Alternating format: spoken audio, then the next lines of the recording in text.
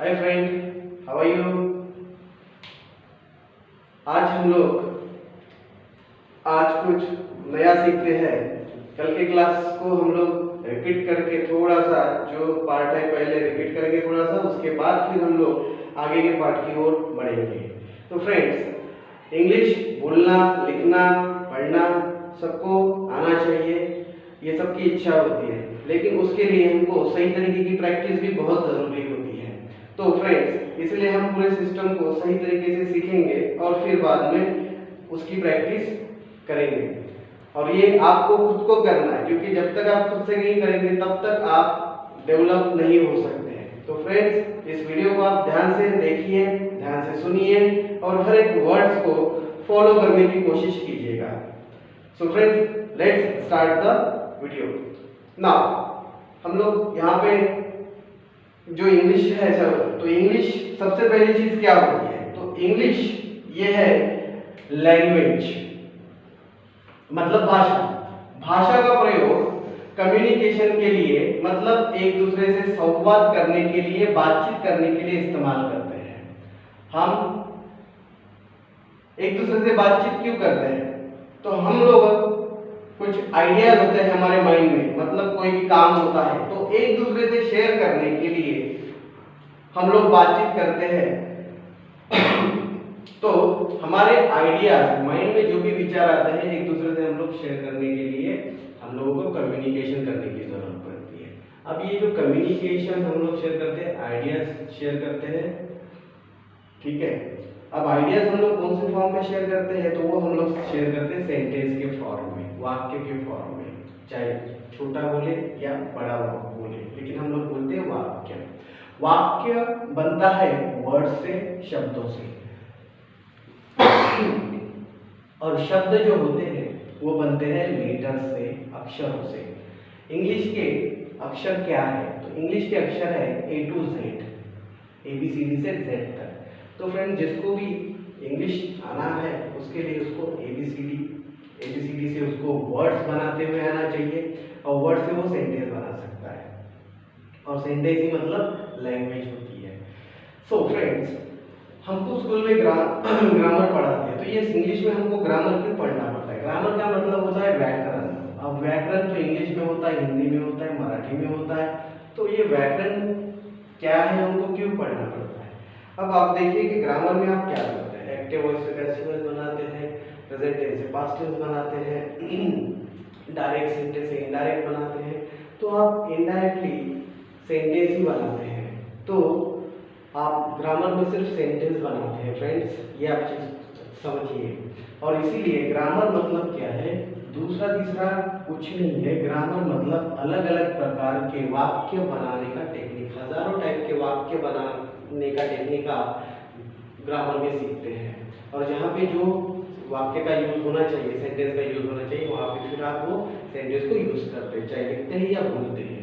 So friends, हम लोग grammar पढ़ेंगे, मतलब हम लोग सेंटेंस को ही पढ़ेंगे डिटेल में। तो इसीलिए हम लोगों को सेंटेंस को ही पढ़ना है, तो मतलब वाक्य को ही पढ़ना है। तो एक वाक्य कैसे बनता है उसको पहले जानना जरूरी है, और उसका पता हम डेफिनेशन से लगा सकते हैं, मतलब व्याख्या। व्याख्या मतलब होता है कोई चीज किस तरीके से बनाई जाती है, उसका उसके अंदर एक्सप्लेनेशन होता है। तो अभी एक वाक्य कैसे बनता है ये हम लोग इसमें सीखेंगे।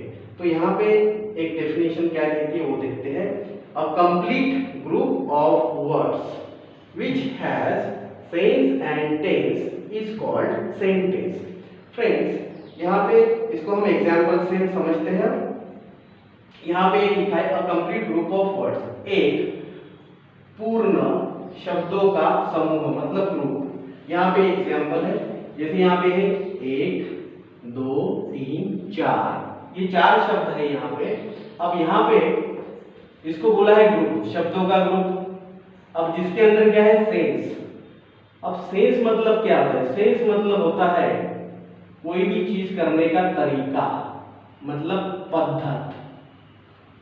हर चीज की दुनिया में करने का तरीका है, हर चीज के लिए। और इसीलिए इंग्लिश के या वाक्य बनाने का भी तरीका होता है, पद्धत होता है, सेंस होता है। तो वो सेंस क्या है? जैसे मान लीजिए ये इंग्लिश सेंटेंस है। अब इस इंग्लिश सेंटेंस का तरीका क्या है। तो राम को बोला जाता है सब्जेक्ट, सैड को बोला जाता है वर्ब, इन कॉर्नर को बोला जाता है ऑब्जेक्ट। अब वही तरीका हिंदी के वाक्य बनाने का अलग होता है। यहाँ पे राम कोने में बैठा, अब यहाँ पे राम कौन है, सब्जेक्ट, कोने में क्या हो गया, ऑब्जेक्ट, इन कॉर्नर मतलब कोने में। अब यहाँ पे सैट मतलब बैठा, तो ये हो जाएगा वर्ब। तो फ्रेंड देखिए दोनों में सेंस अलग अलग है, subject verb object, subject object plus verb. तो फ्रेंड्स अभी आप इसमें क्या करना है कि आप सेंस में जब आप सेंटेंस बनाएंगे तो इस सेंस को आप इधर नहीं कर सकते इस शब्द को, और इसको इधर नहीं कर सकते। अगर ये आप करेंगे तो आपका ये सेंस गलत हो जाएगा और जिसकी वजह से ये सेंटेंस हो जाएगा रॉन्ग। तो पहली चीज आपको ध्यान में रखनी है सेंस, सेंस आपको सही रखना है पहली चीज, इसलिए इसमें सेंस होना चाहिए। अब दूसरी चीज आपको ध्यान में रखनी है, दूसरी चीज आपको ध्यान में रखनी है टेंस। टेंस का मतलब होता है काल, जिसको मराठी में काल बोलते हैं।